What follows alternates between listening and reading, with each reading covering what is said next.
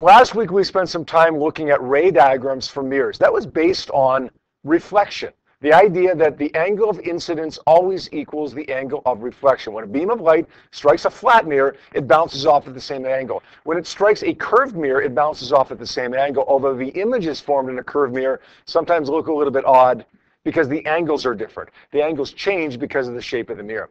Okay, in the end, we learned to draw ray diagrams for every different possibility of placement of an object with the two types of curved mirrors, both convex and concave.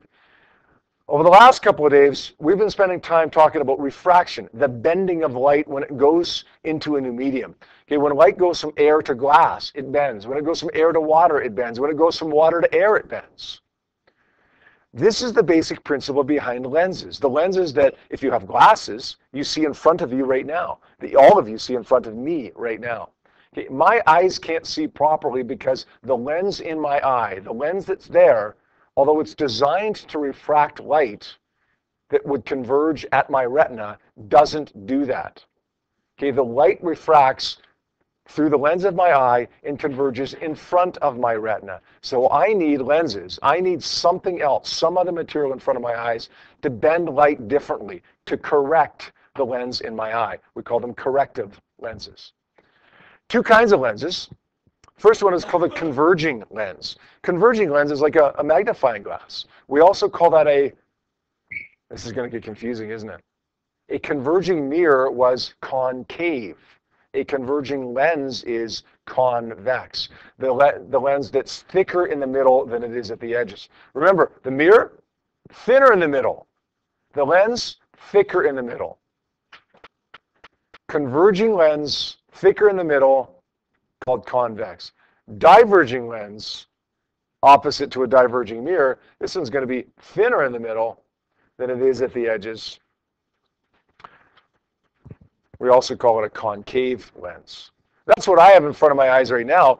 The reason I have that is because the convex lens or the converging lens that's a natural part of my eye works too hard. It bends light too much. It causes light to refract and converge right here in front of my retina. I need to stick the diverging lens in front of my eye to cause light to spread apart a little bit before it goes into the converging lens in my eye. That means as it spreads apart here after the diverging lens, the rays are a little bit further apart. When they go into the converging lens, they come together where they're supposed to, at the back of my eye, in the retina of my eye. How many people have seen this picture before? You guys know who this is? A couple of years ago, the commander of the International Space Station was a Canadian named Chris Hadfield. He was great because he would tweet down pictures and post pictures on Facebook and all the answers to all these questions and videos and all kinds of stuff that taught us all about space, stuff that we didn't know about space. Okay, he brought it to everyday people. And one of the pictures he tweeted one day was this picture. And I thought, this is perfect. So I saved it and then put it into this file. What is this? It's a drop of water. It's a drop of water in space. Okay, first of all, what's special about this drop of water is its shape. It's not teardrop shape, like water usually would be. If you can focus on a single drop of water on Earth, it's going to be teardrop shape. In fact, a tear would be teardrop shaped. If you cry in space, a tear is not teardrop shaped. It's almost perfectly spherical. Why? Gravity's not pulling it down, and gravity's not there to change the shape of it. So one thing that you notice about this is the shape. It's almost perfectly spherical. The other thing you notice about this is what it actually does to his face. Okay, I don't know how well you guys can see this from your desk, but he's standing behind it. This drop of water is in front of him. It's acting as a lens. Light is refracting as it goes from his face through the water and then to the camera. It's refracting. And that's causing an image to be formed that's different than the shape of the object. Okay, the image, if you look at this, okay, here's an eye, and again, I don't know how well you can see this at the back of the room there. His nose is everything's upside down. The image formed as a result of this converging lens which is really what it is, right, is a converging lens, is upside down. Does that seem odd? How many people take biology? What kind of lens do we have in our eye? It's converging, right? Right here, it's converging. The image that's formed on your retina is, biology people, upside down. So converged lenses, just like mirrors, can produce images that we don't necessarily expect. Right side up, upside down. That's exactly what's happening here, right? It's producing a smaller, upside down image, just like the lens in your eye produces a smaller, upside down image. How do I see all of you in this room right now? On my retina that's this big, the image is smaller. And it's, wait a sec, upside down, does that mean you're all standing on your head? No, of course, the brain processes it. I don't know. I don't know how that happens. I'm not a biology guy.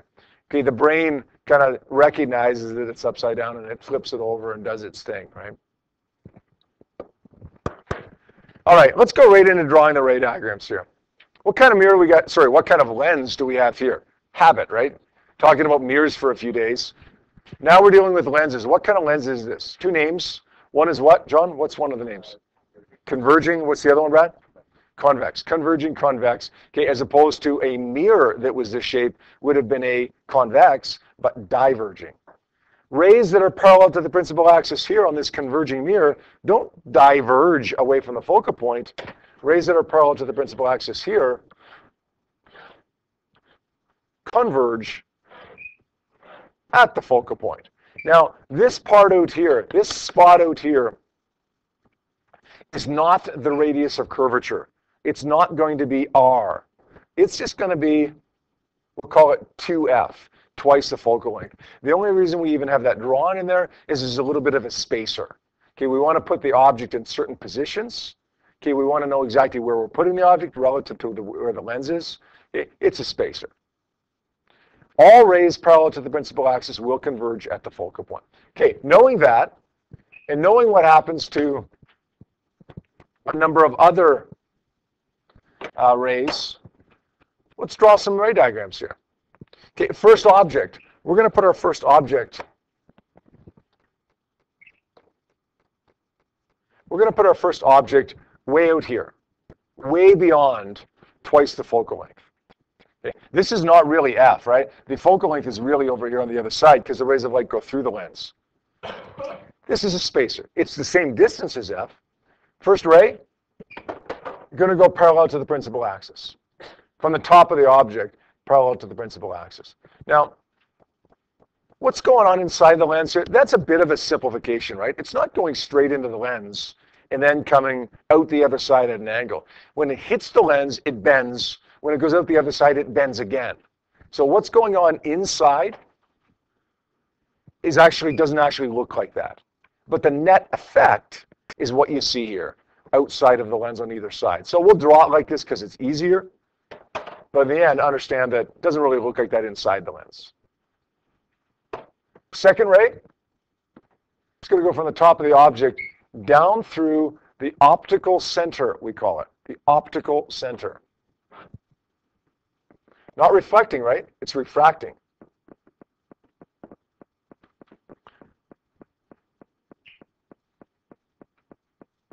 Again, you got some refraction taking place when it strikes the lens. You got some refraction taking place when it goes out the other side. Okay, well, excuse me, it looks a little bit different inside the lens than I have it drawn here, but the net effect on the other side is still the same. We got two rays converging over here. If two rays converge over here, then we draw a little arrow showing where they converge. That's our image. What are the characteristics of this image? It is smaller. The image you can see here is smaller than the object. The red line is smaller than the black line. It is, inverted. It's upside down. And it is real or virtual.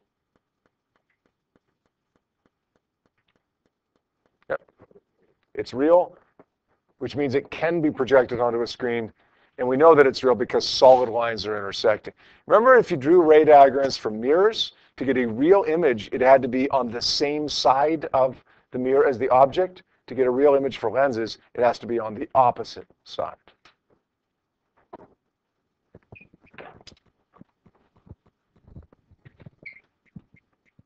Next one, right at 2F.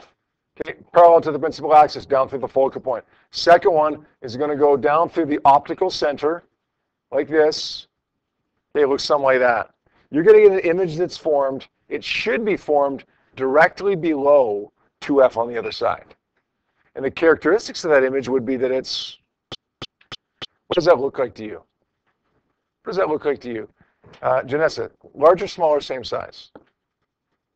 Yeah, it's kind of hard to tell for sure without actually measuring it, but it is. It's supposed to be the same size.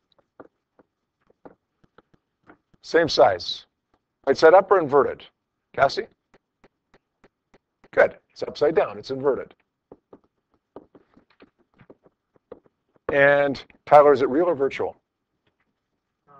Good. Solid lines intersect. We could project this onto a screen. Hey, we're going to do this tomorrow. We will project the image of an object onto a screen. You will see that if we have this situation, which is exactly what we're going to have, we put an object out there, somewhere out there, we put a piece of paper right here, we're going to see an image of that object on that piece of paper. And the image will be upside down, just as it is right here. Okay, you'll physically see it with your eyes, with your own eyes tomorrow. Well, you're physically seeing it with your own eyes right now, because that's what the image is formed literally on your retina, is the upside down image on your retina.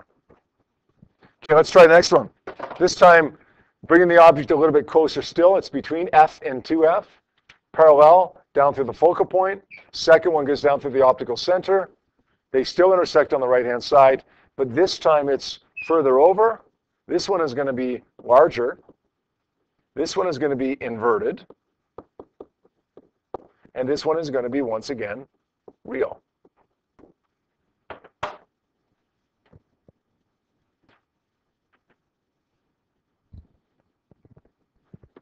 Try the next one. This time our object is right at the focal point. Make a prediction here.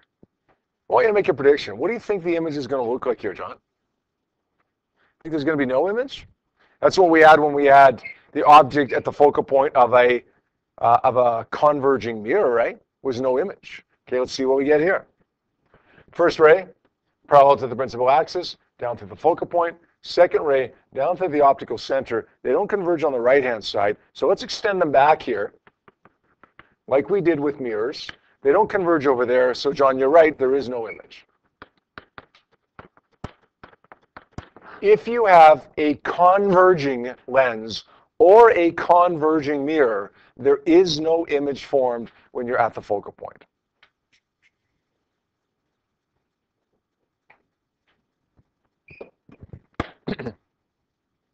Excuse me. Why would you put an object at the focal point? I'm not sure. I can't think of an application where you'd actually put the object at the focal point to get no image. I don't know. What would this one be, though? You got an object fairly close to the lens. It produces an upside down, bigger image. What would this one be?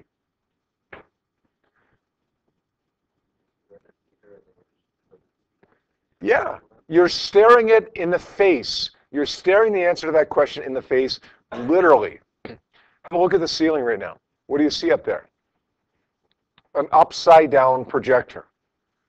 The object is upside down. The image that you see on the screen right now is right side up. It's flipped over, right? The image will be flipped over from the object, and it's bigger. That means the object that's the little LCD panel that's behind the lens in this projector is somewhere between F and 2F in order to produce this image. This one, I can't think of an application for. This one, you're going to see the application right away, I hope at least. We're going to draw the object, the first ray from the top of the object down through the focal point. Second one goes down through the optical center. They don't converge, so we extend them backwards. They converge back here as dotted lines. What's the application of this? We go from a movie theater to I don't know where you'd ever see that, to even more everyday than a movie theater. Where do you see this?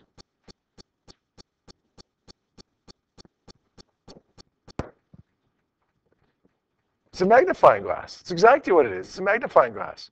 You put the object really close to the lens. That's what you do, right? When you have a magnifying glass and you're trying to look at the words on the page, you put the magnifying glass really close. The object is close to the lens. What kind of image does that produce? A virtual image. You got to look through the lens to see it. Is it right side up? Yes. Is it real? No, you can't project it onto a screen. It's virtual. You have to look into the lens in order to see it. Say this is a magnifying glass. We go from a movie theater right down to a magnifying glass. Same lens, different placement of the object. The exact same thing, just where we put the object.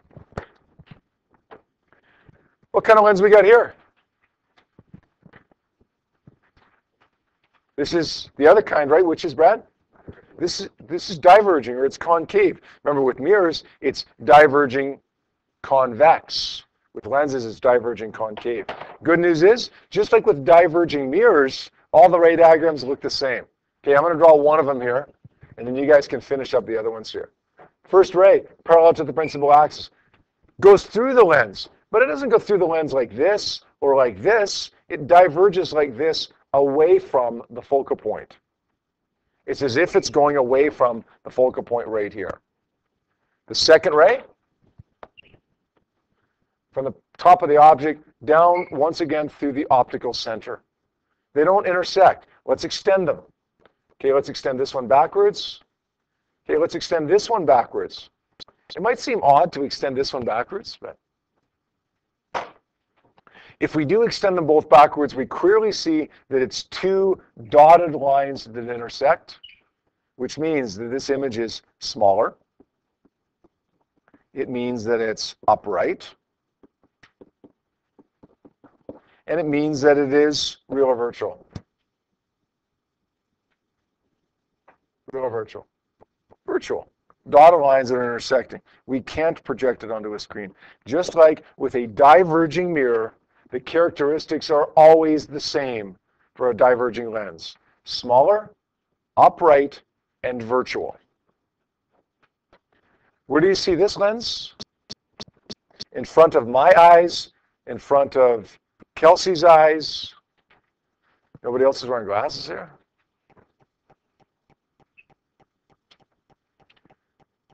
Young people and middle-aged people generally have a vision problem where the rays of light converge in front of the retina.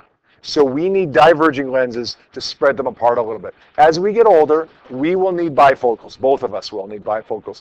As you get older, the rest of you get older, you will need reading glasses, which are basically magnifying glasses. Okay? You probably will never have my problem, but you're going to have the problem that I'm going to have later in life.